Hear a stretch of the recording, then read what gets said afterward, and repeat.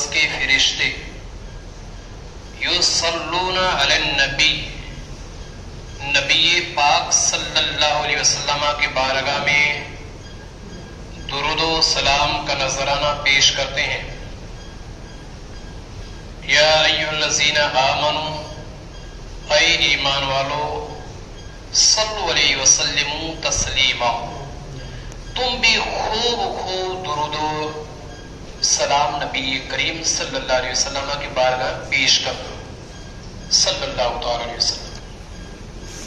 اب یہاں قرآن نے یہ کہا ہے کہ اللہ بھی اور اس کے فرشتے بھی نبی پاک صلی اللہ علیہ وسلم پر درود و سلام بھیجتے ہیں۔ اے ایمان والو، تم بھی خوب درود و سلام نبی پاک صلی اللہ علیہ وسلم کی بارگاہ میں پیش کرو۔ اب قرآن نے یہ نہیں کہا کہ صرف بیٹھ کر ہی تم سلام پڑھ سکتے ہو، کھڑے سے نہیں پڑھ سکتے ہو۔ یا کچھ لوگوں کو کہنا یہ بھی کہ ہم اتحیات میں سلام پڑھ تو لیتے ہیں، اس کے علاوہ اور کون سا سلام چاہیے؟ اتحیات میں پڑھ لیا السلام علیکم ایھا النبی۔ قرآن نے یہ کہا ہے کہ خوب درود و سلام بھیجو ایمان والو۔ اللہ نے یہ کہا تم بھی خوب درود و سلام بھیجو، جس طریقے سے میں بھیجتا ہوں، میرے فرشتے بھیجتے، تم بھی خوب درود و سلام بھیجو میرے نبی کی بارگاہ میں۔ بیٹھے ہو تو بھی درود پاک بھیجو، بیٹھے ہو جب بھی سلام پڑھو، لیٹے ہو تب بھی درود و سلام بھیجو، اور جب کھڑے ہو تب بھی نبی پاک کی بارگاہ میں درود و سلام پڑھو، چل رہے ہو تو بھی درود و سلام مصطفیٰ کی بارگاہ میں پیش کرو۔ لیکن کسی جگہ کوئی یہ ثابت نہیں کر سکتا ہے کہ یہ کہا گیا ہو کہ صرف اتحیات پڑھو، اس کے علاوہ اور کبھی درود و سلام مت پڑھو، یہ جائز نہیں ہے، یہ کوئی ثابت نہیں کر سکتا ہے۔ درود و سلام آپ کو بیٹھنے کا موقع بیٹھ کے پڑھے، کھڑے ہونے کا موقع ہے کھڑے ہو کر پڑھے، لیٹ کر پڑھنا چاہتے ہیں تو لیٹ کر پڑھو، کبھی اس کے لیے کوئی وقت مقرر نہیں ہے، کوئی ٹائم مقرر نہیں ہے کیا کھڑے ہو کر نہیں پڑھ سکتے ہو۔ اگر ہمارے گھر کوئی مہمان آ، ہم بیٹھے ہوئے اس سمے، ہمارے گھر جب کوئی مہمان آ جاتا ہے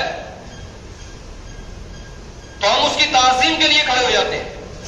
ایسا تو نہیں کہ ہم بیٹھے اور بیٹھ کر مسافہ کرتے ہیں، ویسے جب آتا ہے مہمان تو کھڑے ہو جاتے ہیں، السلام علیکم السلام علیکم، سلامتی ہو تم پر۔ کیوں؟ ایک عام انسان کی تعظیم کا اتنا خیال ہے، عام انسان کی تعظیم کا اتنا خیال ہے کہ اس کے ادب کے لیے کھڑے ہو جاتے ہیں اور کہتے ہیں السلام علیکم، تم پر سلامتی ہو۔ تو جب نبی پاک صلی اللہ علیہ وسلم کی بارگاہ میں درود و سلام بھیجا جائے تو کیا نبی کی تعظیم کے لیے ہم کھڑے نہیں ہو سکتے؟ تو ہمیں نبی محترم صلی اللہ علیہ وسلم کی تعظیم کے لیے بھی کھڑا ہونا ہے، اور نبی پاک کی تعظیم کے لیے کھڑے ہو تو یہی تو کہتے ہیں اے نبی تم پر سلام ہو، اللہ کی رحمت ہو، رب کی برکتیں ہو، اور ہوتا ہی کیا سلام ہے؟ سلام میں یہی نہ ہوتا ہے کہ اے نبی تم پر اللہ کی سلامتی ہو، اللہ کی رحمت ہو، رب کی برکتیں ہو، بس یہی ہوتا ہے سلام۔ پھر کہتے ہیں پھر دعا ہو جاتی ہے بس، تو سلام اور کیا؟ نبی کی تعظیم ہر حال میں کرنی ہی ہوگی۔ اگر کوئی اس سے یہ چاہے کہ میں چھٹکارا پا جاؤں گا نبی کی تعظیم سے اور میں تعظیم نہیں کروں گا، تو آپ یہ سمجھ لیے کہ قرآن نے کہا وَإِذْ قُلْنَا لِلْمَلَائِكَةِ اسْجُدُوا لِآدَمَ فَسَجَدُوا إِلَّا إِبْلِيسَ أَبَى وَاسْتَكْبَرَ وَكَانَ مِنَ الْكَافِرِينَ۔ اللہ نے کہا تمام لوگوں سے کہ سجدہ کرو آدم کو، تمام سجدے میں چلے گئے الا ابلیس، لیکن ابلیس نہیں گیا۔ ابا واستکبر وکان من الکافرین، اور وہ غرور کرنے لگا، گھمنڈ کرنے لگا، تکبر میں آ گیا تو اللہ نے کافروں میں سے کر دیا، کافروں میں سو گیا۔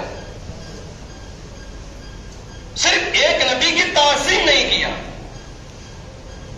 آدم کو سجدہ نہیں کیا، کیونکہ وہ سجدہ تابوتی تو تھا نہیں، سجدہ تعظیم ہی تھا نا۔ ارے آدم کی تعظیم کرانا تھا، عبادت کے لیے تو تھا نہیں، کیونکہ عبادت کا سجدہ ہوتا ہے صرف اللہ کو، اللہ کے علاوہ کسی کو نہیں ہوتا ہے۔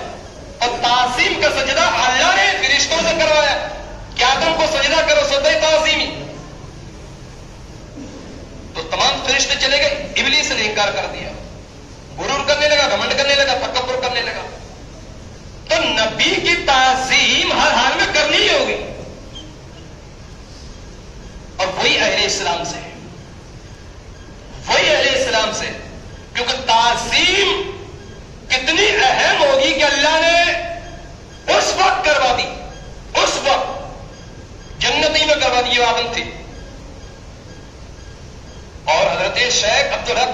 دہلوی رحمۃ اللہ تعالی علیہ وہ یہ کہتے ہیں کہ حضرت آدم کی پیشانی میں جو نبی پاک کا نور چمک رہا تھا اس نور کی تعظیم کرانا مقصد تھا اللہ کو.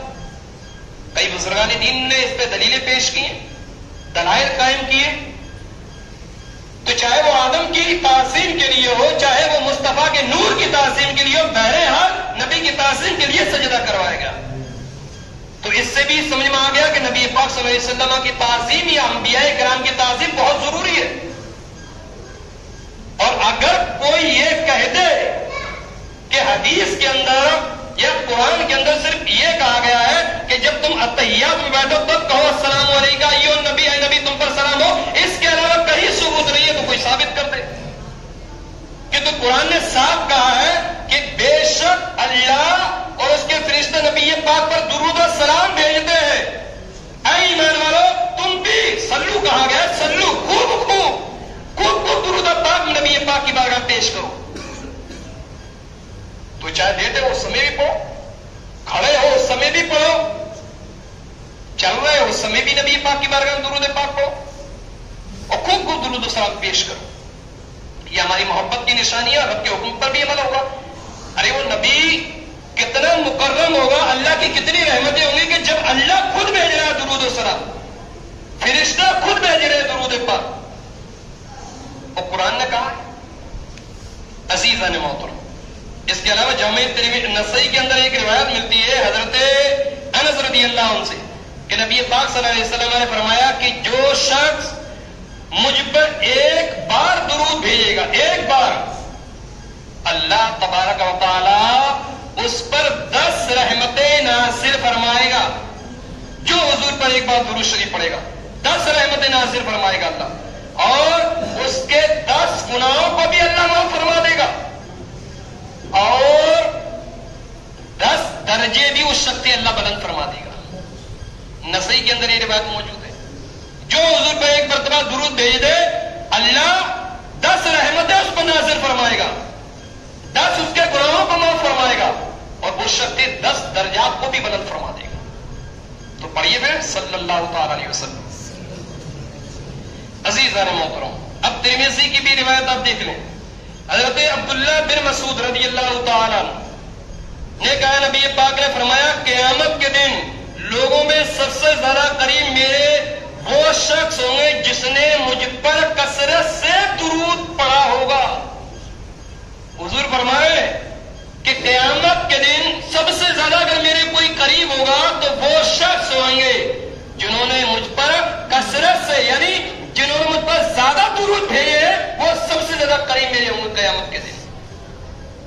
درود و سلام کی بڑی فضیلت ہے صاحب, یہ اہل ایمان سے, ایمان کا ایک جز ہے. صلی اللہ تعالی علیہ وسلم. عزیزان محترم, اس کے علاوہ پھر دیکھ لیں ایک بہت اہم روایت جامع ترمذی کی, اور اس سے آپ اندازہ لگا لیجیے گا کہ کیسے کثرت سے درود پڑھا جاتا ہے. ایک صحابی کیا کہہ رہے ہیں اور اس پر حضور کیا جواب دے رہے ہیں, صحابی کیا کہہ رہے ہیں, حضور کیا جواب دیتے رہ رہے ہیں. اب دیکھیے بڑے غور سے. حضرت ابی بن کعب رضی اللہ عنہ نے کہا کہ میں نے عرض کیا یا رسول اللہ میں آپ پر کثرت سے درود پڑھنا چاہتا ہوں. وہ کہہ رہے یا رسول اللہ میں آپ پر کثرت سے یعنی زیادہ درود بھیجنا چاہتا ہوں. اب اس کے لیے اپنے اوراد و وظائف کے اوقات میں سے کتنا وقت مقرر کروں, یعنی یا رسول اللہ میں کچھ وظیفے بھی پڑھتا ہوں, کچھ اوراد و وظائف بھی کرتا ہوں, تو میں اس کے لیے درود شریف کے لیے کتنا ٹائم مقرر کر لوں, کتنا وقت دوں اس درود پاک کو. فرمایا حضور نے جتنا تم چاہو, جتنا تم چاہو اتنا وقت دے دو. عرض کیا یا رسول اللہ چوتھائی, چوتھائی. فرمایا جتنا تم چاہو. پھر فرمایا اگر زیادہ کر لو تو تمہارے لیے, حضور نے فرمایا اگر زیادہ کر لو تو تمہارے لیے اور بہتر ہے. میں نے عرض کیا کہ نصف یعنی آدھا. فرمایا جتنا تم چاہو اور اگر اس سے بھی زیادہ کر لو تو تمہارے لیے بہتر ہے. پھر کہا کہ میں نے عرض کیا 2/3. فرمایا جتنا تم چاہو اگر زیادہ کر لو تو تمہارے لیے اور بہتر ہے. میں نے عرض کیا تو پھر سارا وقت درود ہی کے لیے مقرر کر لوں. فرمایا ایسا ہو تو وہ تمہارے سارے امور کے لیے کافی ہوگا اور تمہارے گناہوں کو کہا جو وقت میں نے وظیفے کے لیے مقرر کرے اس کے علاوہ درود پڑھ لوں؟ وہ اتنا ٹائم دے دوں؟ حضور نے فرمایا اتنا جتنا چاہو اتنا دے دو، اور زیادہ چاہتے ہو تو اور بہتر ہے۔ تو پھر انہوں نے کہا یا رسول اللہ آخر میں یہی کہا کہ میں سارا وقت درود پاک میں دے دوں؟ حضور نے فرمایا یہ تمہارے تمام کاموں میں سب سے زیادہ اچھا ہے کہ تم درود پاک کے لیے ٹائم دیتے ہو۔ وہ جامع ترمذی کی روایت ہے، تو پڑھیے پھر صلی اللہ تعالی علیہ وسلم۔ عزیزان محترم، اس کے علاوہ پھر ترمذی شریف کی روایت دیکھیے، بہت سے کبھی کبھار کیا ہوتا ہے ہم لوگ درود شریف پڑھتے جا رہے ہیں، ہم آقا کریم صلی اللہ علیہ وسلم کا ذکر کرتے ہیں، ہم حضور کا کہتے ہیں حضور نے ایسا فرمایا، حضور نے ایسا کہا، نبی نے ایسا کہا، ایسا تو نہیں کہتے نا، کیا کہتے ہیں حضور صلی اللہ علیہ وسلم نے ایسا فرمایا، نبی پاک صلی اللہ علیہ وسلم نے ایسا فرمایا، کیونکہ نام کے ساتھ درود کس لیے بھیجتے معلوم آپ کو؟ کوئی یہ کہتا ہے کہ نبی نے ایسا فرما دیا، حضور نے ایسا کہہ دیا، محمد ایسا کہہ دیا، کوئی تو نہیں کہتا، کیا کہتا؟ محمد صلی اللہ علیہ وسلم نے یہ فرمایا، حضور صلی اللہ علیہ وسلم نے فرمایا، نبی صلی اللہ علیہ وسلم نے فرمایا۔ اس کی وجہ یہ ہے کہ ان نام کے ساتھ نبی پاک پر درود بھی بھیجا جاتا ہے، کیونکہ صلی اللہ علیہ وسلم ایک درود پاک ہے، صلی اللہ علیہ وسلم ایک درود پاک ہے، اور حضور نے فرمایا کہ جب میرا ذکر کرو، جب میرا نام لو تو میرے نام کے ساتھ مجھ پر درود پاک بھی پڑھا کرو۔ اب سن لے جامع ترمذی کی روایت، حضرت ابو ہریرہ رضی اللہ تعالیٰ عنہ نے کہا کہ نبی پاک نے فرمایا اس شخص کی ناک خاک آلود ہو جس کے سامنے میرا ذکر ہو اور وہ مجھ پر درود پاک نہ پڑھے، اس کی ناک خاک آلود ہو۔ عزیزان محترم، اب بتائیے حضور صلی اللہ علیہ وسلم نے کتنا بڑا پیغام دے دیا، یعنی بدنصیبی ہے اس کے لیے، بدقسمتی ہے اس کی کہ جس کے سامنے میرا ذکر ہو رہا ہے اور وہ مجھ پر درود نہیں پڑھ رہا ہے۔ تو پڑھ لیجیے پھر صلی اللہ تعالی علیہ وسلم۔ تو آج کے اس بیان سے ہم نے کیا سیکھا کہ جب بھی اپنے نبی پاک صلی اللہ علیہ وسلم کا ہم نام سنیں گے تو ہم درود پاک ان کی بارگاہ میں بھیجیں گے۔ کوئی بھی نبی پاک صلی اللہ علیہ وسلم کا ذکر کرے تو ساتھ میں درود پاک بھی پڑھ لیا کرے، اور درود پاک پڑھنا ایک خیر و برکت کا باعث بھی ہے۔ درود آپ پڑھو گے کاروبار میں آپ کی برکت ہوگی، درود آپ پڑھو گے روزگار میں آپ کی برکت ہوگی، درود آپ پڑھو گے اللہ چہرے پر نورانیت پیدا کرے گا، درود آپ پڑھو گے گھر میں بھی خیر و برکت ہوگی اور زندگی میں بھی خیر و برکت ہوگی۔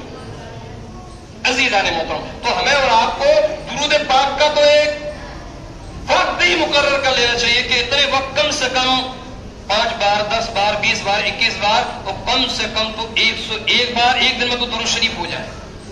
اگر 101 بار ایک دن میں اگر ہماری درود پاک ہو گئی تو سمجھ لیے کہ دنیا اور آخرت میں اس کا تو بیڑا پار ہو گیا، صرف 101 بار۔ لیکن یہ نہیں کہ صرف درود پڑھو نماز مت پڑھو، یہ نہیں، پہلے فرسٹ نماز، سب سے پہلے نماز کے بعد جتنا ذکر خیر کرنا تمام کرو، یہ نہیں کہ نیکیاں کرتے جا رہے ہو وہ ادھر نماز نہیں ایک ٹائم کی، کیونکہ فرض اللہ کی بارگاہ میں سب سے پہلے قبول ہوگا، اگر فرض نہیں ہے تو نہ واجب قبول ہوگا، نہ سنت، نہ مستحب، نہ مباح، نہ کچھ بھی نہیں، نہ مستحسن، کچھ قبول نہیں ہوگا، سب سے پہلے فرض، اور فرض ہے نماز۔ نماز کے بعد جتنی نیکیاں کرنا ہے اتنی نیکیاں کرو، فرسٹ میں نماز۔ بہرحال پھر ایک درود پاک کے تعلق سے آپ اور روایت سن لیں، ملتی جلتی روایت ہے، یہ روایت تھی حضرت ابو ہریرہ سے جو سنائی۔ اب جو دوسری روایت آ رہی ہے یہ حضرت علی رضی اللہ عنہ سے، جو حضور کے داماد بھی ہیں، چچا زاد بھائی بھی ہیں۔ حضرت علی نے کہا کہ نبی پاک صلی اللہ علیہ وسلم نے فرمایا اصل میں بخیل وہ شخص ہے کہ اصل میں حضرت علی کہہ رہے کہ حضور نے فرمایا اصل میں یعنی حقیقت میں بخیل کا مطلب سمجھتے کنجوس، اصل میں بخیل کنجوس وہ ہے کہ جس کے سامنے میرا ذکر کیا جائے اور وہ مجھ پر درود نہ پڑے، یہ سب سے بڑا کنجوس ہے۔